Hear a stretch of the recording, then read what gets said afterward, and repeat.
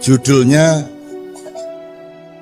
Kita Memerlukan Dewan Negara, TNI harus berpihak kepada rakyat.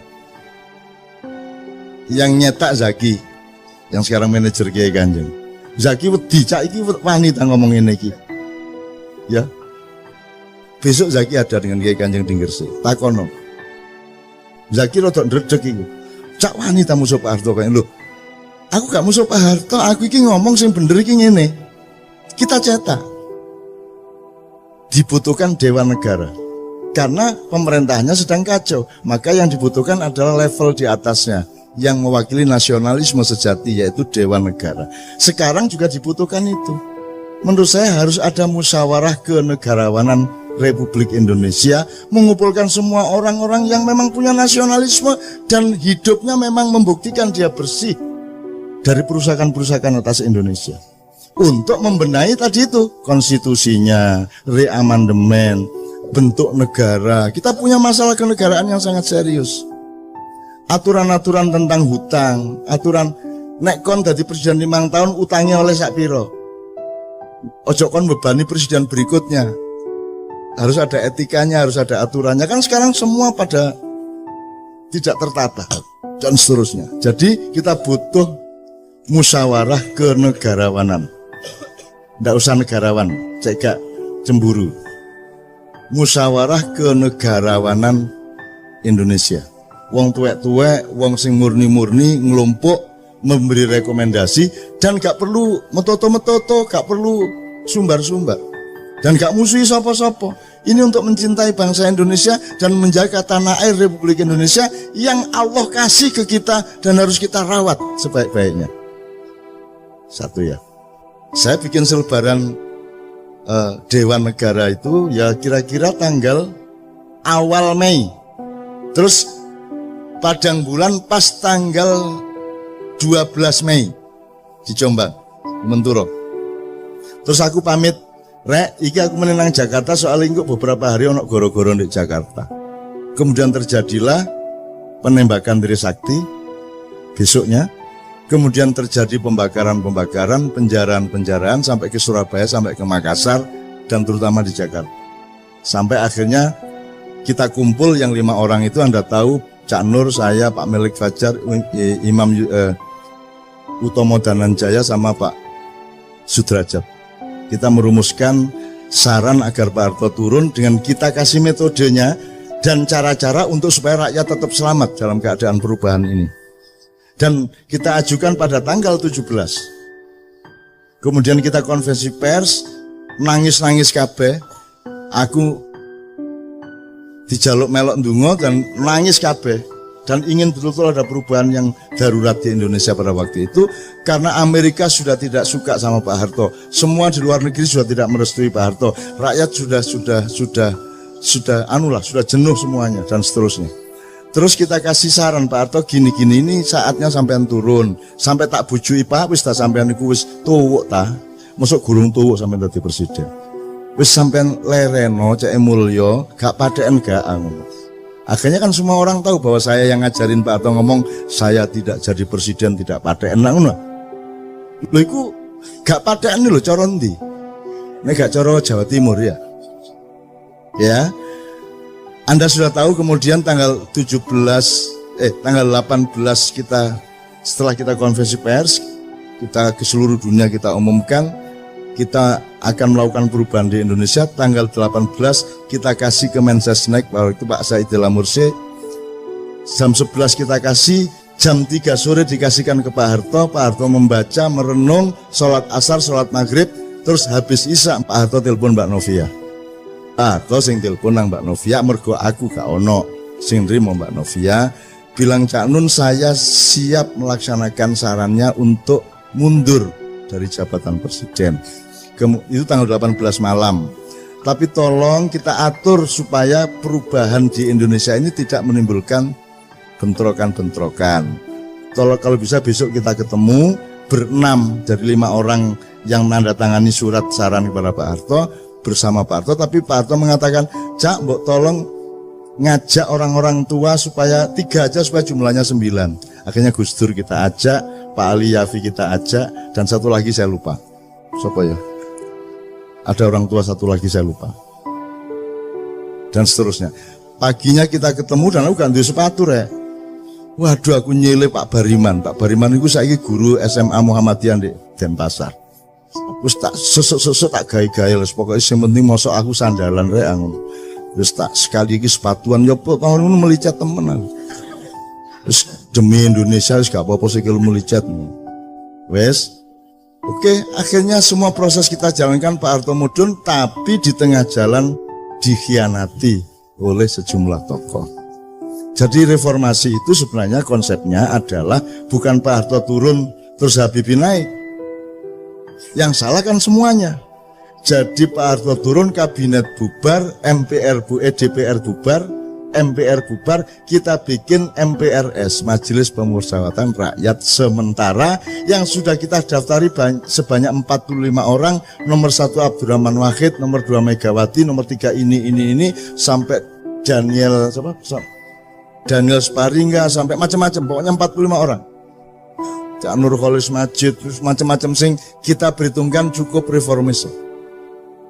Jadi seharusnya Pak Harto turun tanggal 21, terus kita resmikan ada Majelis Permusyawaratan Rakyat Sementara dan langsung bersidang 45 orang menentukan kepala negara sementara yang langsung kita tugasi untuk membuat pemilu secepat-cepatnya, paling lambat antara 6 bulan sampai 1 tahun. Sehingga kita clean betul, kita resiki betul, dan kita bikin sesuatu yang baru. Dan itu kita perlukan sekarang sebenarnya. Tapi saya cerita dulu yang soal Pak Harto. Kemudian ini dikhianati tengah jalan, akhirnya Habibie yang naik, dan Anda tidak pernah tahu dan tidak pernah ada yang meneliti, dari UNER pun tidak ada yang meneliti siapa yang sebenarnya menyusun kabinet, siapa yang waktu itu bermain. Kalau sing takon aku yang menengahi, masuk gak ditakoni tak kandak-kandak no. Itu ya. Faktanya semuanya jelas. Sampai sekarang dipersoalkan tim mawar sing apa segala macam, itu pada waktu tanggal belasan Mei waktu itu. Itu semua juga ada ceritanya. Nek awakmu tahu nang Padang Bulan zaman itu sampean rulah ceritanya. Ya, pada waktu itu siapa yang datang ke sana saya lindungi sejak dari Juanda. Aku nyusul di Juanda itu, aku mlebu pesawat. Jadi dia mlebu pesawat ono aku. Loh, kok di sini Cak? Oh iya re, kepala bandara ya. Mbuyo apa ceritanya, pokoknya aku ndek ngarepe pesawat iku, ndek ngarepe lawang dibuka terus ono ondo mudun iku, aku ndek kono. Soalnya aku nyusul ndek bandara malah masalah. Engko diketok uang, ketok wartawan segala, aku langsung ndek pesawat itu. Carane runu ya apa urusanku. Kemudian teman sekalian, ada satu lagi, ada saat-saat darurat di mana PDIP pasti menang untuk memilih Megawati jadi presiden pada periode sesudah Habibie. Tapi wong Islam ya wis gatel, wis gak kuat. Islam ya wis kudu berperan. Maka orang Islam mencalonkan Pak Habibie. Iki karo-karone gak siap untuk kalah. Nek wong Islam kalah, wong Islam juga ikhlas. Nek PDIP kalah, PDIP yang ngamuk. Maka kita inisiatif. Dalam satu hari saya menemui P3 ketuanya dan Golkar ketuanya, karena besok akan memilih presiden di MPR untuk memilih Habibie atau Megawati. Pokoknya tidak lama, 20 menit sama setengah jam. Terus saya malamnya datang ke Pak Harto. Saya minta Gus Dur rapat dulu di rumah Gus Dur. Gus, iki wayahe wong tuwek sing mimpin saiki. Nek sing mimpin wong loro iku engko sing iki gak trimo, sing iku gak trimo. Kudu sampean sing maju. Sampean iku sultane. Karena Gus Dur bilang, "Cak iki nek ketoke sing cocok Sultan Jogja." Ngono. Soalnya nek Mega engko ya ngamuk, wong Islame engko nek Habibie ya ngamuk, wong PDIP ne ketoke sing netral Sultan. Aku ketemu Gus Dur awan-awan. Terus aku ngono, "Gus, nek Sultan aku gak melok ngewangi lho, Gus. Aku ro Sultan Jogja lho. Nek menurut aku durung wayahe dan gak cocok. Lah nek ngono sapa Cak sing netral? Ya Sultan sing luwih tuwek, sing temenan. Sapa? Sultan Abdurrahman Wahid." Lho iya Gus, sampean niku turunan ke-9 Pangeran Benowo yang seharusnya menjadi raja Pajang setelah bapaknya, yaitu Mas Karebet atau Sultan Hadiwijaya. Tapi kan sampean tidak kerasan sama konflik antara Sutawijaya dengan bapak sampean. Terus Pangeran Benowo pergi membuat pesantren di daerah Banjarnegara, Banyumas. Nah, saiki wis wayahe Pangeran Benowo turunane nang istana. Sampean Gus saiki wayahe. Tuh, sadurunge aku ketika dulu saya mau mengupacarai Pak Harto untuk husnul khotimah, wiritan, sholat di masjid DPR, kan gagal Mas. Gagal tuh artinya aku gak, karena koran-koran memberitakan secara sangat dipelesetkan. Aku ngomong ikrar husnul khotimah, nah Islam husnul khotimah tuh konsep utamanya, tapi di koran nulisnya pertobatan nasional Soeharto. Loh, duduk pertobatan nasional husnul khotimah, dan Allah loh yang nawari husnul khotimah. Aku mergaro nek uangku ya elek barang, maka dikei akhir yang baik, husnul khotimah. Akhirnya aku muring-muring, pertemuan saya batalkan di DPR pada hari maknya wis ambrek teko ndek kono. Saya bilang sama wartawan, pertemuan saya batalkan, Pak Harto saya larang datang. Terus aku telepon Pak Harto di depan mereka, Pak sampean gak usah rene, sampean cukup wiritan sing iki karo sembahyang 2 rakaat saiki. Sembahyang duha jam 09.00 esuk. Saudara, saya tidak akan adakan pertemuan karena Anda tidak percaya kepada proses ini. Saya persilakan Anda sekarang mengadili Soeharto. Kalau Anda berhasil mengadili Soeharto, potongan kupingku karo wedi aku. Waduh, nek iya temen ganti kuping ya aku. Tapi tak teka-teka to ngomong, potongan kupingku nek kon iso ngadili Soeharto. Dan Soeharto sudah siap diadili. Wis tak gawe konsep. Saya Soeharto, mantan Presiden RI, siap untuk tidak menjadi presiden lagi. Nomor 2, saya siap untuk tidak ikut campur pada setiap pemilihan presiden. Nomor 3, saya Soeharto siap diadili oleh pengadilan negara untuk mempertanggungjawabkan tugas saya 32 tahun. Nomor 4, saya Soeharto kini siap untuk mengembalikan harta benda yang menurut pengadilan negara adalah bukan milik saya tapi milik rakyat Indonesia. Pak Harto tanda tangan. Pak Harto tanda tangan. Diwoco nggih Cak, tanda tangan langsung. Wis kari kok adili. Tuh. Akhirnya acara tak batalno. Terus aku iseng-iseng dolen nang omahe Gus Dur. Ndek Ciganjur. Tak ceritani ngene Cak. Minggu ae Pak Harto tak jake nang Masjid Istiqlal, engko sampean teni ndek kono kok dipuacarakno ndek kono husnul khotimah. Loh Gus, aku gak ngongkon lho, aku gak njaluk lho Gus. Iki sampean lho sing dikarep. Iya ta Cak, wis gak apa-apa, sampean rono dhisiki ngomong sampean ndek lor, aku ndek kidul. Engko aku sing nyusul Pak Harto, kok kira-kira jam 10 wis ndek Istiqlal. Ngono. Terus seneng ta atiku. Seneng. Terus mari ngono wartawan nyerbu. Gus, katanya mau bawa Pak Harto ke Istiqlal, kata Cak Nun tadi di luar gini. Biasa Cak Nun wis ngono iku nek ngomong. Lho ya apa sih Gus Dur iki?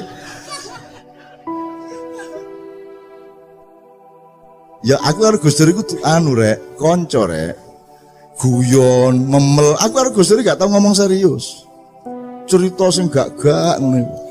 Wes pokoke memel ngono iku guyon jombangan iku lho. Karo aku gak ono formal-formal, itu sahabat saya. Jadi pokoknya intinya Mas, terus aku kepeduk Gus Dur sebelum pemilihan beberapa jam, dan saya bilang sama Gus Dur, Gus sampai jadi presiden insya Allah, enggak sore, kan pemilihannya malam Mas, enggak sore. Tiap aku njaluk loro Gus, mergo aku sing usaha, aku sing njaluk P3 kudu milih Gus Dur, Golkar kudu milih Gus Dur. Nek kalian berdua akan mengalahkan PDIP. Ngono. Masalahnya bukan saya tidak setuju Megawati, cuman situasinya tidak memungkinkan. Saiki kudu wong tuwek sing mimpin Indonesia, itu situasinya pada waktu itu. Mulanya aku menjaluk loro Gus Sarati, sampean ngurusi Aceh temenan karena masih ribut terus Aceh. Nomor loro gak ono mistik, gak ono Nyai Roro Kidul. Sampean gak ruta tema iku di Indonesia. Nyari kodil ku jek ono terus, jek digawa-gawa terus. Tapi aku njaluk Gus Dur, Gus wis gak ono nyari kodil. Terus Gus Dur jawab ngene karo turu Aceh gampang Cak. Gampang ya nopo wong gak beres-beres. Macam-macam tak tabok. Gus Dur wenteng enek ngomong. Terus Nyai Roro Kidul ya apa lu? Wis tak SMS wingi cah. Ya apa ya? Ya apa Gus Dur? Wis tak lu di SMS ya apa? Tak kon jilbaban. Gus Dur iki lho, idene iki lho. Bayangno Nyai Kidul jilbaban seluruh gitu. Imajinasi nih nakale wong ya Allah aku guyu cekikan Gus sampean niku masyaallah wis nek swarga gak ono sampean lak gak enak swarga niku sangono wis sampean iki top wis ya iki bayangno Nyai Roro Kidul jilbaban niku dan seterusnya ya jadi presiden dia. Nah itu adalah momentum-momentum darurat Mas Didit yang memang perlu kita lakukan dan sekarang ini sebenarnya potensinya menuju ke situ. Itu yang sampean maksud tadi. Cuman saya ini kan orang yang tidak punya api. Aku gak duwe nafsu. Bukan soal nyongok loh ya. Maksudnya saya tidak punya libido politik. Saya tidak punya sedikit pun gairah untuk mimpin negara, presiden gak duwe blas. Gak duwe blas. Soge itu gak duwe aku. Aku seneng karo kon ngono lho. Asik membicarakan sesuatu yang menggembirakan, menurut aku. Jadi gelandangan aku gak masalah, gitu. Jadi aku gak duwe nafsu materialisme, kekuasaan, popularitas gak duwe aku. Alhamdulillah gak duwe. Tuh. Jadi saya tidak akan melakukan itu kalau saya tidak diperintah. Kalau ada perintah, nanti akan ada gejalanya, ada tanda-tandanya, ada ayat-ayatnya nanti. Gitu. Dan saya juga tidak GR bahwa saya penting di Indonesia. Anggitmu aku niku penting ta mak iyah iku. Indonesia kenal mak iyah ta gak? Agak kenal kok. Ojo GR petota-petota kaya iya. Nah awakmu merasa api alhamdulillah, tetapi ojo merasa kon niku penting ke Indonesia, wong aku gak penting kok. Aku ngomong titik keliru untuk mereka ngono wis dientekno aku didik-idik kaya ngono iku. Untung aku hanya seekor semut dengan setetes air menuju Ibrahim kan gitu. Jadi teman sekalian memang sekarang sudah saatnya seperti itu, tapi sudahlah kita bersabar, jangan khawatir. Anggitmu kan Gusti Allah ta, anggitmu kan malaikat ta, anggitmu kan Nabi wis mati ta, anggitmu Sunan Kalijaga gak ono ta, anggitmu wis gak ono kabeh ta, anggitmu mek ono awakmu tok ta, gak, masih lengkap dunia dan alam semesta ini, dan Allah punya skenario, dan Allah punya rencana, dan Allah punya irama, Allah punya langkah-langkahnya. Kita sami'na wa ata'na kepada Allah. Jadi yang penting awakmu selalu menunjukkan manusia yang baik, yang bermanfaat, yang seimbang, yang berpikir jernih, dan lain-lain yang sudah Anda omongkan tadi. Itu yang saya maksudkan. Alhamdulillah wis anggar awakmu tadi rakyat sing apik, insya Allah akan ada pemimpin yang baik, dan awakmu insya Allah juga menjadi pemimpin yang baik di skala dan perspektifnya masing-masing. Amin ya rabbal alamin. Kira-kira ngono ya.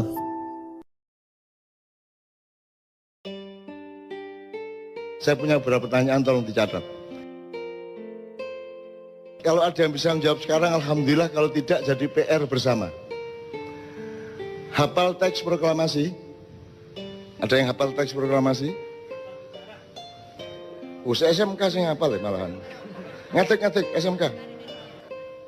Hal-hal yang mengenai pemindahan kekuasaan dan lain-lain diselenggarakan dalam cara sesama dan tempo yang sesingkat-singkatnya. Oke, wis gak apa-apa wong kancane durung proklamasi ya, gitu.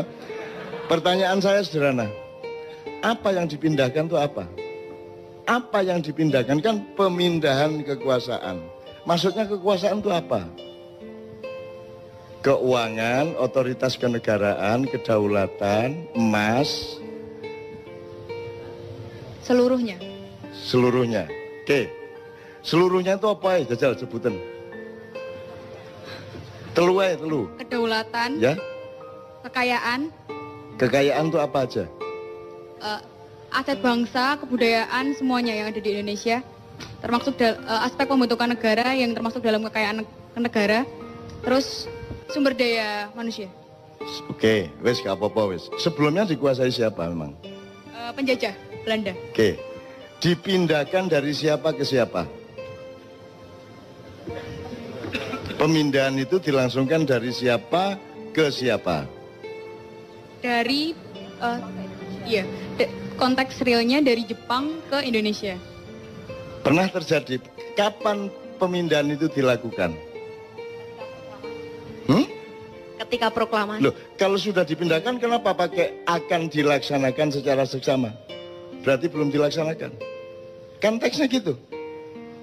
Betul nggak? Teksnya akan dilaksanakan secara seksama dalam tempo sesingkatnya sehingga ketika proklamasi belum terjadi. Kapan pemindahan itu terjadi? Kapan itu terjadi? Sopo nang sopo? Nggak harus dia bisa jawab sekarang. Itu takono presiden Musa itu ya gak iso jawab. Tenang aja, gak masalah. Aku mek ngelingno kon niku duwe PR serius. Gak iso Indonesia bangkit nek kon gak ngerti bayimu iku ya apa. Ngono ya. Tak baleni. Dari siapa ke siapa tadi? Ada yang bilang?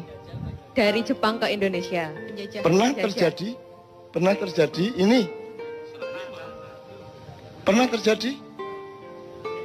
Serah terima pemindahan itu? Saya belum lahir, Cak Nun. Lah.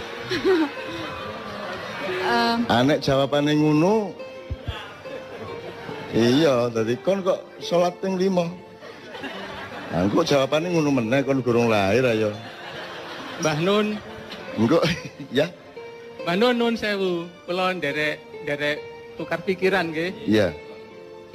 Terus ketika Jepang datang ke Indonesia, Jepang menjanjikan akan membantu proses kemerdekaan Indonesia dari Belanda. Sebenarnya yang mau dipindahkan kedaulatan itu dari Belanda ke Indonesia. Jepang itu janjinya mau membantu. Makanya dibikin BPU PKI, Badan Persiapan dan seterusnya. BPU PKI pada saat itu dia belum bikin secara detail negara itu kayak apa. Sing dibikin BPU PKI filsafat kemerdekaan. Sing dimaksud merdeka itu ya apa? Sehingga akhirnya tersusunlah proklamasi. Belum mikir undang-undang, belum mikir dasar negara, belum mikir struktur kabinet. Sing dipikir waktu itu BPUKI filsafat merdeka. Merdeka itu ya apa? Lah, setelah proklamasi Pak Karno matur tenggene teksin niku mau hal-hal di proses secepatnya dengan seksama. Hal-hal yang dimaksud itu banyak sekali. Bahkan sampai hari ini belum terselesaikan. Jadi setelah Jepang selesai itu kan Jepang kena bom. Jepang wis putus asa katanya ninggalin Indonesia. Itu variabel. Maksud saya kamu tuh menjawab A dulu baru B. Ojo langsung kok ringkes kabeh. Jadi iku kedaden taga pemindahan itu. Pemindahan pemerintahan kedaden. Kapan? Terus di sidang PBB kan akhirnya Indonesia kedaulatannya diakui. Ya, tapi pemindahannya dari siapa ke siapa? Dari Belanda. Apakah Belanda pernah mengakui bahwa dia menjajah Indonesia? Belanda nggak mau mengakui, di PBB Belanda nggak mau mengakui. Jadi ada terjadi pemindahan tagak, kayak kon nyerano motor nang koncomu ngono lho, ono tagak. Terjadi apa tidak? Secara teknis tidak. Lah ya, tapi terus secara apa? Secara pengakuan internasional mengakui Indonesia merdeka. Ya. Asli ini Belanda dewe iki ya gak rela. Terus gaya apa tek iku, Man? Gawe tek iku pertama menumbuhkan filsafat kemerdekaan dan rakyat itu percaya Indonesia wis merdeka rek. Saiki Indonesia merdeka. Oke. Begitu dengan ini saya menyatakan ya. Wis merdeka ta iku? Menurut pernyataan Pak Karno merdeka. Wis merdeka. Terus ono PR untuk memindahkan. Nggih. Nah, apa nih PR iku? Apa PR iku? Bukan kedaulatan, wis diproklamasikan kok ono PR, kok ono. Wis soal kedaulatan yang negara ini sudah beres dengan alinea pertama. PR yang belum selesai pada saat itu soal perusahaan-perusahaan Belanda, soal wilayah negara Indonesia. Dan terakhir yang dipermasalahkan Belanda, utang-utangnya Belanda kon nyauri Indonesia. Saiki sudah dilaksanakan belum pemindahan itu? Secara teknis Belanda belum. Jadi gurung beres iki kemerdekaan. Gurung beres, nasionalisasi perusahaan-perusahaan sebenarnya belum beres. Jadi kon kok mantep urip Indonesia wong nikah gurung beres kok. Wong iki apa akad nikah gurung beres kok. kok semua orang duwe anak sauno kae iku lho. Itu yang saya maksud, itu ada yang belum beres sejak awal berdirinya NKRI. Kontroversi pendapatnya monggo ndak ada masalah ya, tapi ada yang belum beres dengan pemindahan kekuasaan. Nanti salah satunya tercermin pada pertanyaan berikutnya. Jadi ya, jadi ndak pernah terjadi toh itu? Ndak pernah terjadi. Ya wes. Jadi kon ojo meneh GBHN, ojo meneh Pancasila, ojo meneh aturan-aturan. Wong proklamasi lho gurung dilaksanakno. Ya tak gak? Nggih. Proklamasi lho gurung beres. Presidenmu kate 30 meneh. Nek akad nikahe gurung jelas, wis gak beres-beres. Makanya semua presiden yang ingin jadi presiden, pahami dulu Indonesia ini siapa, urusannya gimana, yang PR-nya apa, yang belum beres apa, pahami dulu, baru bagusi mencalonkan diri jadi presiden. Kita betul. Itu loh. Jadi aku setuju pendapatmu kabeh, tapi yang saya maksud adalah ayo didandani sik teko awal rek. Ngono lho. Wong iki gurung beres sejak awal kok. Ya oke. Misalnya pada pernyataan berikutnya nanti Anda benar-benar dicatat aja berikutnya. Ini tak pencoloti supaya nyambung dengan Anda. Siapakah pemilik sah tanah air? Tanah dan air Indonesia beserta isi dan kekayaannya sebelum 17 Agustus 45 dan sesudahnya. Siapa yang punya? Hakikatnya Indonesia yang punya Gusti Allah. Hakikatnya. Iya. Wassalamualaikum warahmatullahi wabarakatuh. Secara zahir sebelum kemerdekaan Indonesia dikapling sama Belanda, berikutnya Jepang. Loh, secara zahir, secara batin Indonesia iki melike Gusti Allah, ngadewe iki gelandangan gak duwe apa-apa asine nang kene.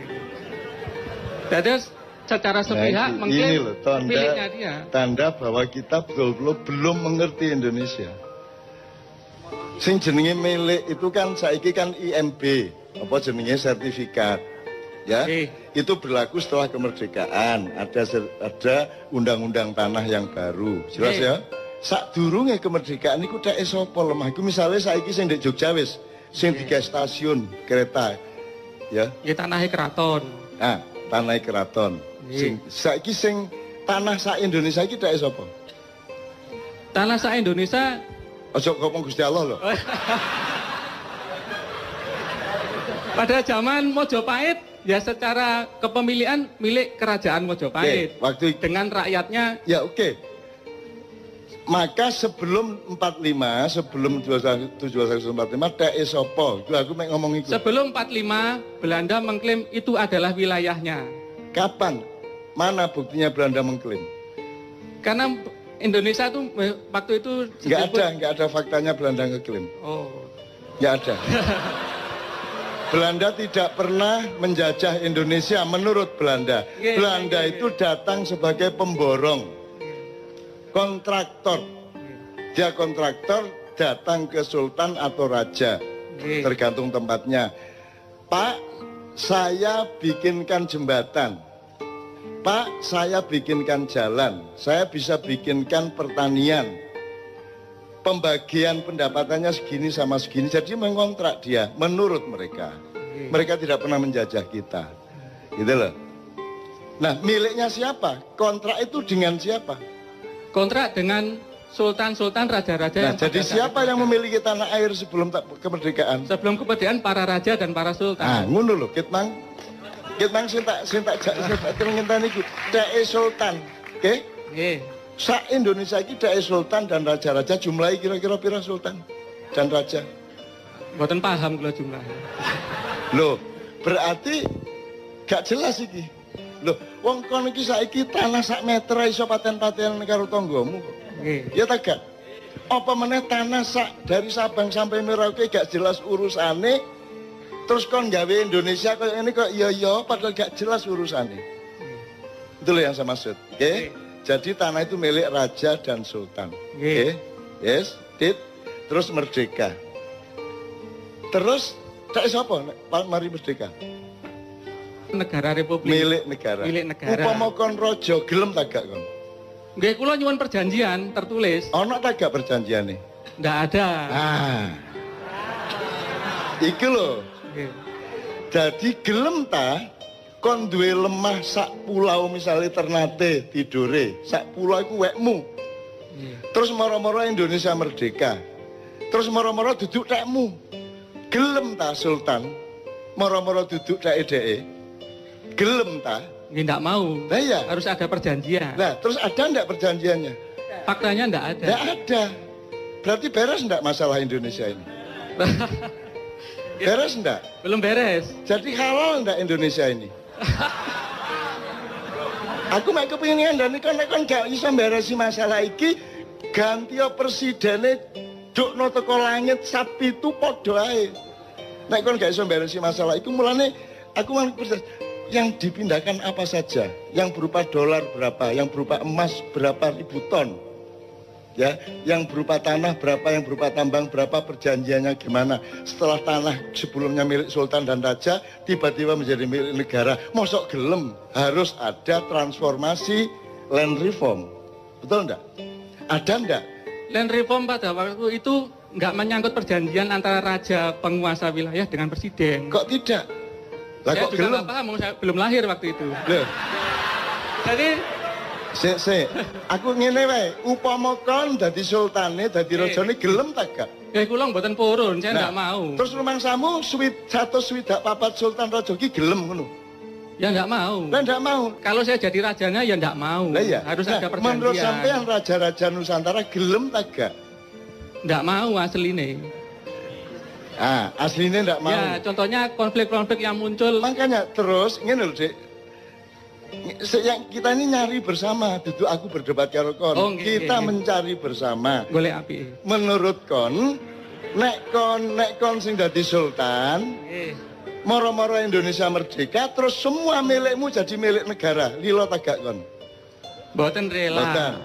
Kan jadi harus ada perundingan iki ya apa transformasi hak tanahnya bagaimana kan gitu. Nggih. Ada ndak?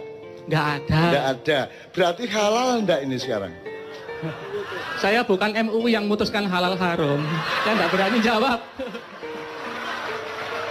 Ngene lho, kon iku nek kate nang doli gak usah nang MUI sik. Kon langsung ro nek nang doli ku haram ngono lho. Mosok halal haram ngenteni MUI. Begitu tidak sah, tidak logis ya. Curang berarti tidak halal ngono kok dadak MUI sih kon.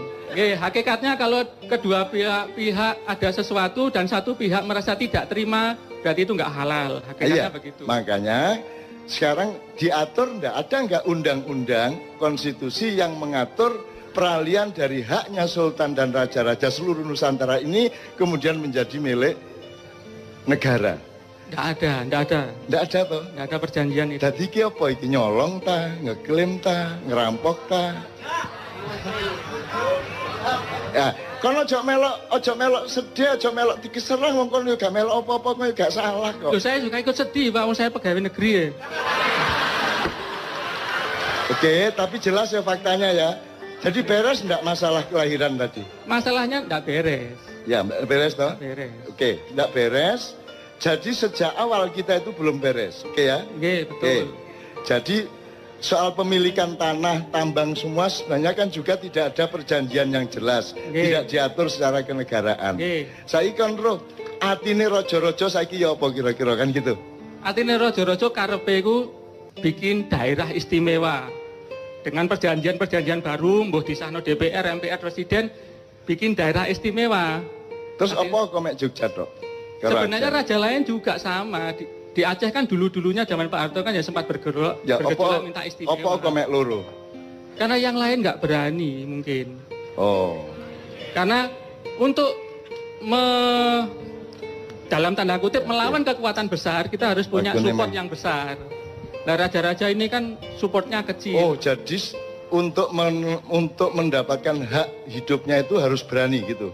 Loh yang nggih no, Pak. Oh, berani melawan penguasa. Penguasa mana? Sing rumangsa menguasai wilayah Indonesia. Indonesia. Berarti penguasa ini penjajah ya, sehingga raja-raja pada takut. Secara psikologis aslinya jajah rojo-rojo. Ah. Secara dohir ketoke mengajak Saiki bersatu. jajah taga. Aslinya menjajah. Sip. Yes. Iku sing tak enten itu kon. Nggih. Dan kon pegawai dari sistem penjajahan itu.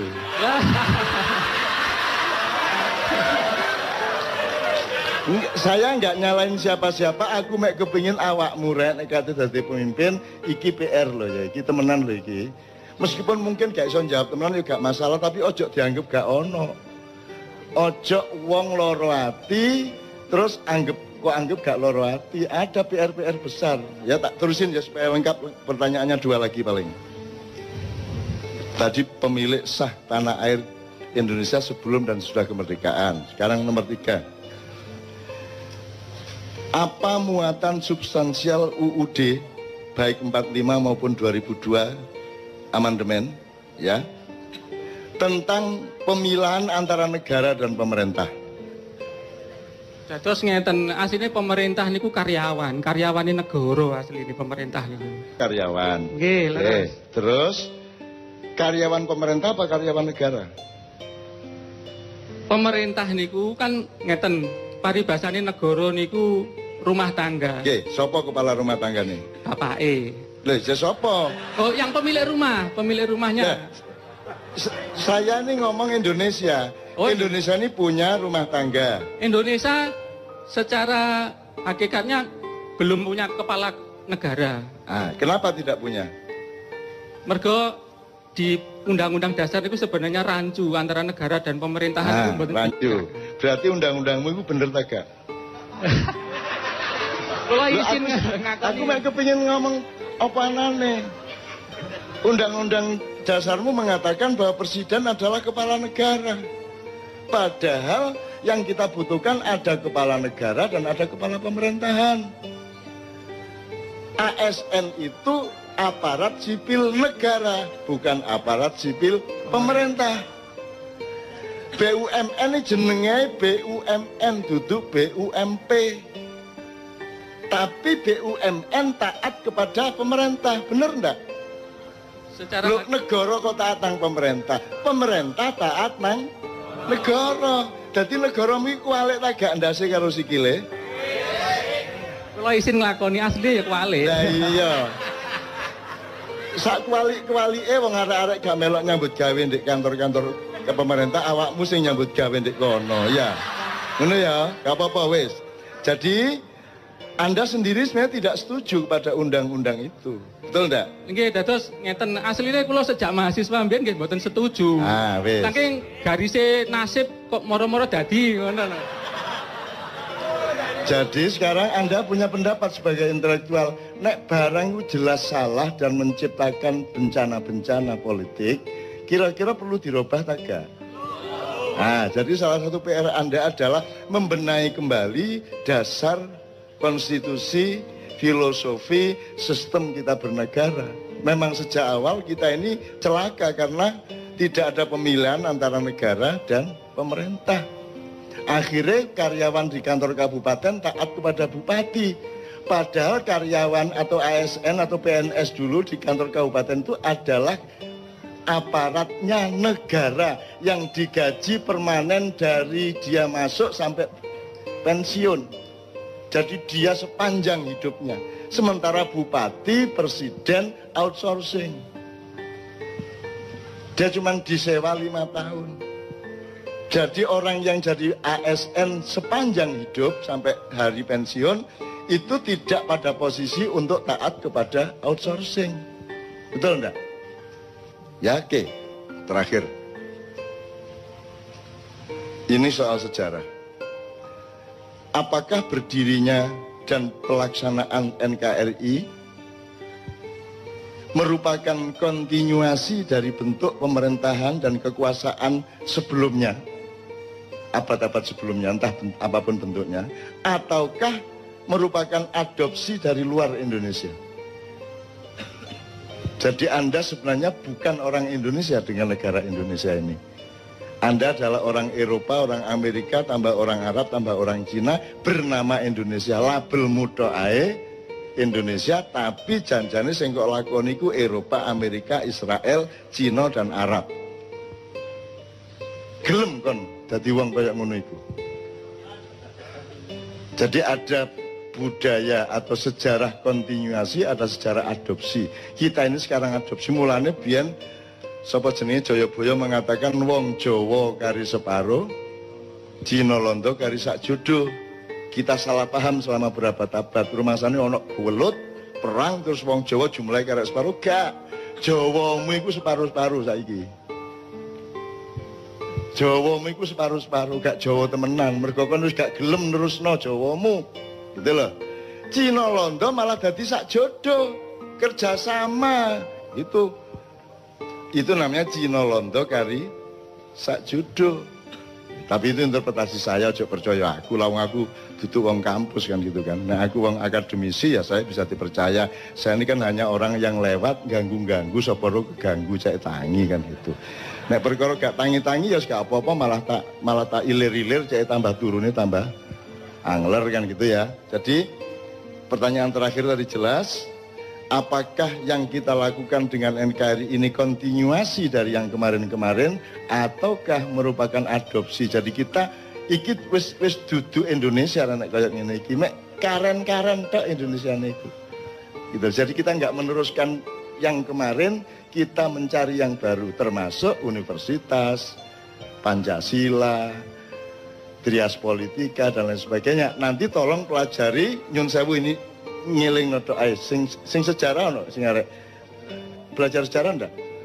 Coba Renaissance di Eropa dari Italia ke seluruh Eropa itu abad berapa? 14 sampai 17 awalnya di Italia abad 14. Sebelum abad 14 itu di Eropa namanya abad pertengahan, abad ke-8 dari abad 5 sampai 15 kira-kira ya. Nah, aku takon ketika ada peralihan dari masa kegelapan Eropa menuju Renaissance itu di Indonesia terjadi apa? Belum pernah ada studi sejarah dan sosiologi mengenai ini. Akhirnya kita menjadi bukan orang Indonesia sekarang. Meskipun tetap nek awake dhewe saking apike, saking tepake masih oke duduk Indonesia ya tetap metu Indonesia dididik gitu ya. Tapi kita secara sistem makro kita ndak. Jadi Sunan Kalijaga lahir tahun 1450. Pada umur 28 tahun dia sudah mulai menjadi aktivis politik di Mojopahit. Dia melakukan transformasi yang sangat damai dan sangat bagus, dawa ceritane, dan beliau mengawal dari Mojopahit akhir yang ketika itu masih ada Minak Jinggo Belambangan sampai transformasi ke Demak, sampai ke Pajang, sampai ke Mataram awal. Sunan Kalijaga umurnya 162 lebih. Nah, jadi kalau awakmu setuju Mas, ngene sampean meneh. Sampai Renaissance. Teng Yunani, Roma zaman riyen niku. Itali. Nggih kula dereng lahir niku. Kon kok tak balekno nang masa silam kon kok. Nggih, leres. Ya. Zaman filosof Itu disebut masa apa? masa Renaissance, masa kejayaan ilmu pengetahuan dan filosofi, filsafat. Masa pencerahan. Nggih. Ya, menurut awakmu setuju tak itu masa pencerahan? Kula mboten setuju sebab enten setunggal riwayat saking Kiai pundi kula supe. Ya. Asli ini Sokrates kali Plato riyen niku diajari Nabi Khidir. Terus gampang. Nek soal iki ngene. Niku satu. Ndak, maksud saya gini. Setuju ndak itu disebut masa pencerahan menurut Anda? Secara akademis setuju. Oh. Tenan? Nggih. Makanya awal tadi kita ngomong mengenai kelengkapan, mengenai sempurna. Ya, karena Renaissance itu adalah pemberontakan terhadap religi keraton-keraton Kristen, ya. Jadi terus mereka marah kepada agama sehingga mereka berpihak kepada akal sehat. Terjadilah revolusi pemikiran, kemudian pemikiran didewa-dewakan. Semua yang tidak cocok sama pemikiran dianggap jelek, dianggap ketinggalan zaman. Jadi kalau saya menyebut Renaissance adalah masa penyempitan umat manusia. Hatinya jadi tidak ada, spiritualitasnya tidak ada, tinggal akal pikirannya dan jadilah uner. Untung manusia uner adalah manusia yang tetap sempurna. Jane gak ono urusane kampus karo pengajian. Gak ono jane. Ono kampus kok ono selawatan. Universitas secara barat kok selawatan. Itu tidak kompatibel dengan sistem dan ideologi universitas. Tapi di Indonesia tidak bisa 100% berlaku karena rektornya religius, karena dekannya religius, karena mereka tetap manusia sempurna. Gitu loh, Dek. Jadi di timur terjadi penyempurnaan manusia oleh Sunan Kalijogo dan Wali Songo. Di Eropa terjadi penyempitan manusia. Dari manusia yang lengkap spiritual, mentalitas, semuanya menjadi hanya manusia intelektual. Bahkan kemudian menjadi manusia akademis. Di sini disempurnakan, agamanya sama budayanya dikomprensikan. Bahkan lengkapnya luar biasa. Sampai kebudayaan Jawa bagi saya itu umpama gano Islam wong Jawa wis mlebu swarga ngono aku. Nek kurang sembayange ngono tok. Tapi nek peradapane wis saiki sampean delok. Nek tembang Jawa teko sinom nganti Megatruh Pucung itu lagune wong sing wis ndek swarga. Wis karek ngene ndek swarga.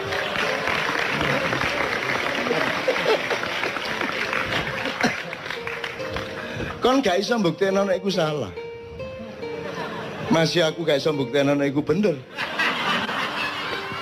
Tapi sing penting lak kon gak iso mbuktekno nek iku salah. Oh iya, ngono lho ya Mas ya. Oke. Jadi sekarang mudah-mudahan Pak ini anak-anak ini kita harapkan bener loh mereka ini. Mereka nanti jadi pemimpin mulai 2025 ke atas. Anda urus Indonesia ini bener-bener ya. Anda urus Indonesia bener-bener. Gitu loh, Dek. Oke, tepuk tangan untuk cinta masa depan Indonesia.